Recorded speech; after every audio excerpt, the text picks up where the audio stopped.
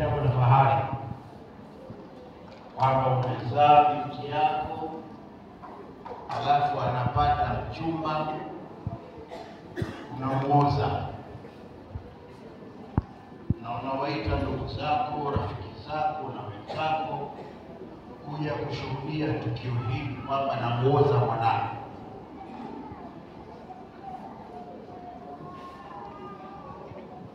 Ni jambo la fahari. Na mimi naomba nikupongeze sana. Ni jambo zuri. Maana siku hizi kuoza binti, mimi nasema ni neema, kwa sababu upatikanaji wa mabinti nje ya ndoa pia ni jambo linalowezekana. Sio lazima uoe ili upate mwanamke.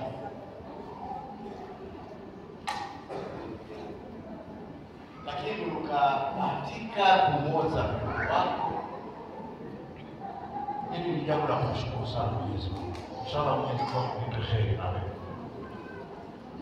Na mimi nakushukuru kwamba unanipa heshima ya kuwa walii wa binti huyu. Sasa si mimi baba yako, sinikupa mke wako.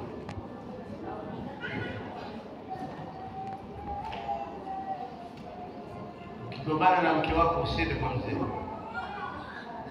njoo kwangu.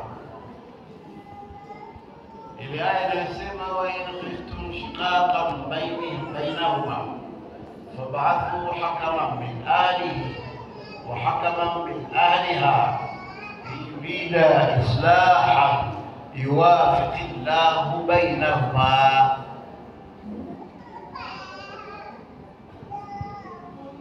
Ikiwa kumetokea tofauti ya wanandoa, hii hatua nilikwambia baba yako usifiki mbali ya kupiga, usifiki huko. Mimi nakubaliana na maelezo ya bwana Mkuza na rasio kwamba usende kupiga, usipige. Kwenye Qur'ani kwa aya inasema walati takhafuna nushuzahunna fa'idhuhunna wahjuruhunna fil madaji'i wadribuhunna fa in ata'nakum fala tabghu 'alayhinna sabila. Wale wanawake mnaohofu vitu vyao, wanawake wanafujo za ndani, mwanamke lazima akerekele ndani, ndivyo alivyokuwa. Hata unaweza kumelala ukapigwa miguu, ni utaratibu wa kawaida. Sasa unataka tu kupite, amka, unapigwa miguu ule uamke kidogo. Sasa walati takhafuna nushuzahunna, wale mnaogopa fujo zao na vitu vyao, fa'idhuhunna, fanyeni nao mazungumzo. Haya maneno ni tafsiri yangu.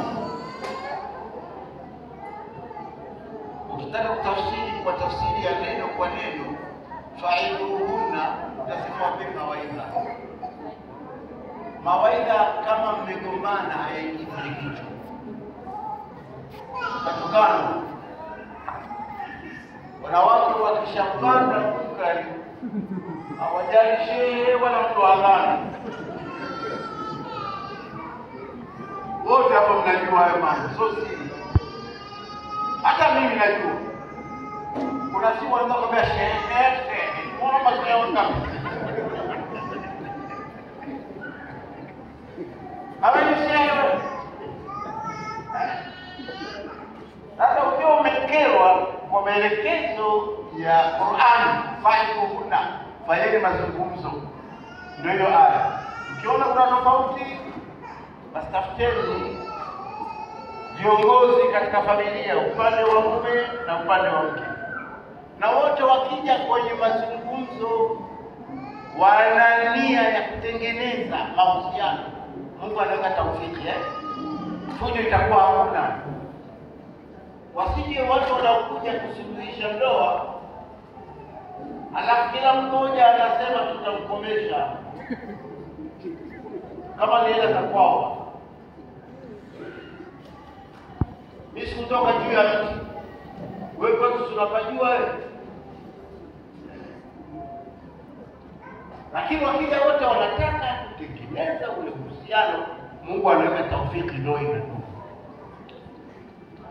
Kwa hiyo hatua ya kwanza ni mazungumzo. Fa'iduhunna wallati takhafuna nushuzahunna fa'iduhunna wahjuruhunna fil madaji. Hii ni hatua ya pili. Ni tafsiri mimi, tafsiri zetu nikisoma mimi zamani. Wanasema wahjuruhunna fil madaji. Hameni mahala pa kulala mwakatee wanawake hapa. Unamkimbia mke wako chumbani, unaweza kulala chini au chumba kingine. Huu ni uduyuthi. Nyumba umejenga mwenyewe, ukitaka umenunua mwenyewe, shuka za kwako, alafu unalala chini unamkomesha mke wako. Wanaume wa siku hizi atakuwa kutamka tu anaenda nje anarudi. Utapigwa vichoni hapo, utaugua hapo, wala hakukohoi. Eti umezira. Mke haziri.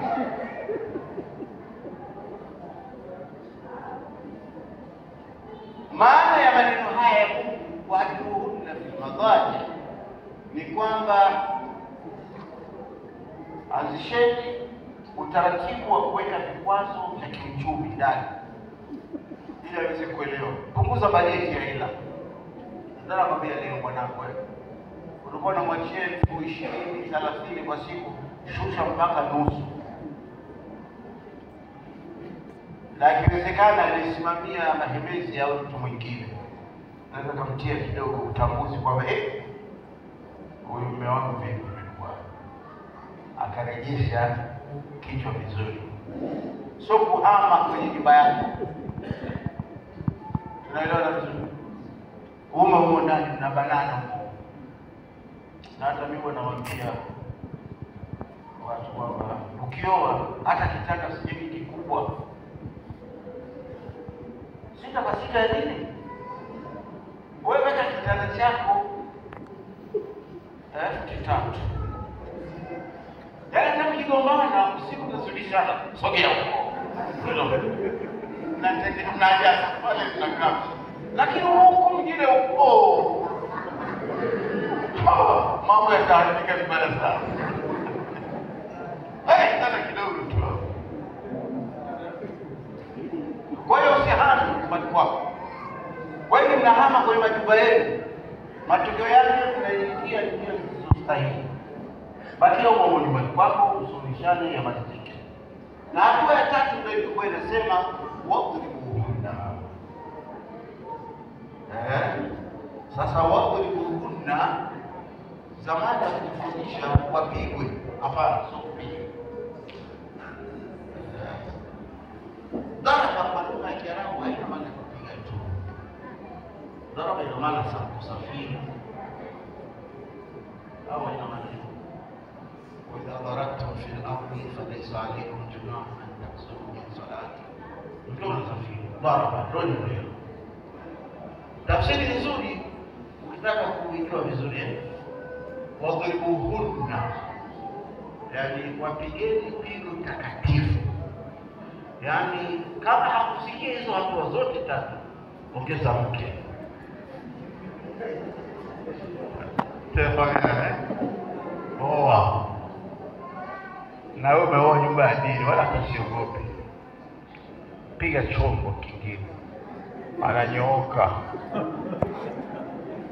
Doma sio ngumi.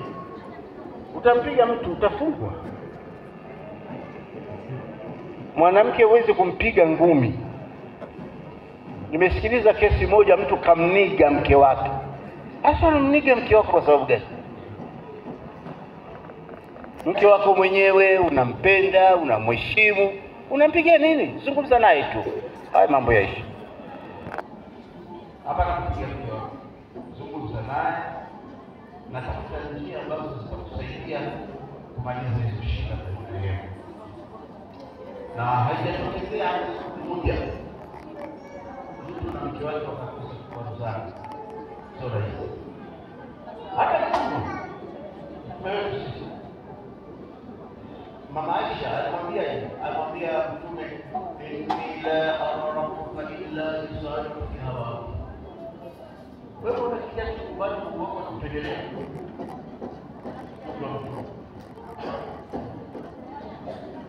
Sasa tukawakulia Mtume akamwambia, mimi nimekuja utuhukumu. Unaanzisha kipigo tena baba. Kamshika mke wake tuanze kinyumbani. Hakuna sababu hapo. Sio kupigana. Haya mambo si sawa. Baba yako ni mtu wa dini. Ndio maana nikulazimisha kwamba uwe sheria kali kwa mkeo. Kwa kama umeoa kwa lileta wajibu wako wewe kutunza mke wako. Usikilize, upende, uheshimu. So wewe tutaki kupenda wala kuheshimiwa na kuruhusiwa. Kama siku hiyo unaruhusu. Hata wale wewe unamaliza biashara. Na ukimzoeza hivi jamaa kile ukiingia na kuja ametenda jambo unaruhusu tena. Unajenga uhusiano mzuri.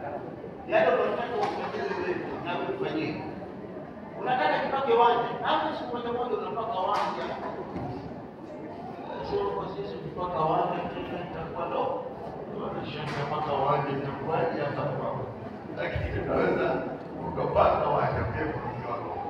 Kuna asema mmoja katika masahaba kwamba kuna natazaji ya kujinisani na kamati tazaji kulala. Sisi tuko tunajipamba kwa wake zetu kama ambavyo wao wanajipamba kwetu. Wewe unataka tu mke wako ndio apendeze, wewe unapanda kitandani kuoga unanuka jasho. Mambo gani mambo kuitana kwako? Sio yanayokuja mafuta uzuri. Napenda kusikia huko uzuri kutoka kwako. Piga mswaki kidogo, unaenda kulala na kukula. Yaani uwe msafi kidogo. Vile unataka uwe au utoka na wewe unajitahidi na kuwa vile. Hadi wewe ndio unapanga. Watengeneza uhusiano wako na mke wako mpende vizuri ili uweze kupata watoto wazuri. Umefahamu na huyu dada mtoto wangu mwambie wewe una mambo mengi lakini kubwa sana wewe ni utiifu kwa mmeo. La kwanza utiifu kwa mmeo. Utiifu. Akisema msikilize. Lakini katika mambo ambayo hayavuki mipaka, hilo la kwanza. La pili, kutosheka. Kuona kutoka kwenye nyumba ya babako ana uwezo, ana hali, ana ukwasi. Unaenda kwenye nyumba ya mmeo, anaanza kuwa hana ukwasi. Ridhika na hali ya mume wako. Anikwambia babako, mzee ndio kwetu sisi tuna hela. Naenda kule kwa mtu mwingine. Hapa amekuwa madaraka yake yote hapa. Kakupa wewe.